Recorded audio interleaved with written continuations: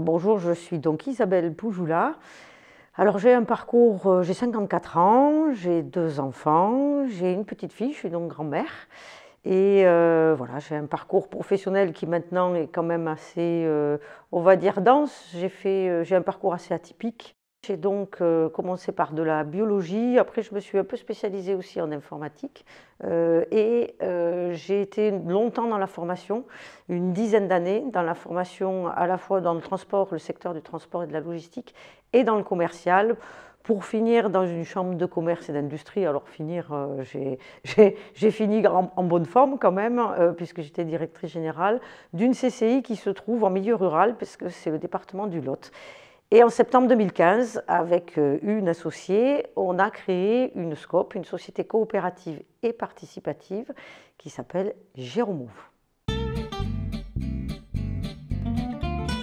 Alors, Géromove, c'est parti d'abord d'un contact qu'on a eu en Bretagne avec un médecin qui s'appelle le docteur Trégaro, qui avait déjà travaillé sur le vieillissement et notamment la dépendance et la perte de mobilité. Et donc, nous, en échangeant avec lui, on s'est dit oui, c'est intéressant parce que lui, c'était un médecin qui travaillait en EHPAD, donc avec des gens qui étaient assez dépendants. Et ce qui nous a intéressé, c'est de dire, bon, on a envie d'être en prévention pour justement parler d'activité physique. On parle rarement de sport, d'activité physique pour que les personnes puissent faire encore leurs gestes du quotidien. C'est surtout ça, on est centré là-dessus. Et on a dit, on a envie de développer des parcours de santé qui soient vraiment adaptés à ce public et donc qui soit en extérieur. Nous, on dit tant que c'est possible, ce que l'on veut, c'est faire sortir les gens. Et pour faire sortir les gens, quand ils commencent quand même à avoir des problèmes d'équilibre, notamment, il est important qu'ils aient des lieux sécurisés où ils puissent effectivement faire de l'activité. Ça peut être d'ailleurs avec leurs enfants et surtout leurs petits-enfants, puisque l'intérêt, c'est aussi d'avoir un mélange, de mixer la population et qu'on sorte du fait que les vieux sont avec les vieux, les jeunes avec les jeunes, les adultes actifs avec les adultes actifs. Donc nous, l'objectif au-delà d'aménagement, de parcours de santé, d'activité physique, c'est surtout de faire du lien social. Oui, une femme doit être payée au même niveau qu'un homme quand elle a des compétences équivalentes et notamment les mêmes diplômes. Il n'y a pas de raison d'avoir de différence. Il faut probablement aménager quand même son temps de travail de manière à ce qu'elle puisse aussi, que ça soit avec sa vie privée, possible de mener les deux en même temps, mais il faut aussi que les hommes prennent leur part. Et je crois qu'en fait, il faut toujours en parler. C'est-à-dire qu'on ne peut pas, c'est ça qui est pour moi maintenant différent, c'est qu'il faut quand même le dire, on est complémentaires, mais on est différents, et la femme, pour qu'elle ait toute sa place, elle doit avoir la parole et dire ce qu'elle veut aussi.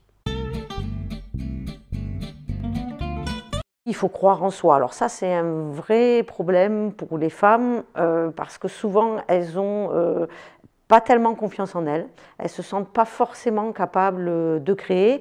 Alors la contrepartie est intéressante, moi je me souviens quand j'étais dans une chambre de commerce et d'industrie, on faisait de l'accompagnement des femmes et notamment des stages de formation à la création, alors que les chiffres nationaux montrent que, allez, on a augmenté un peu, on est à 27% de femmes qui sont chefs d'entreprise. Paradoxalement, dans les stages créateurs, les femmes étaient beaucoup plus nombreuses, à 35%, à suivre des stages de création. Ça montre quoi?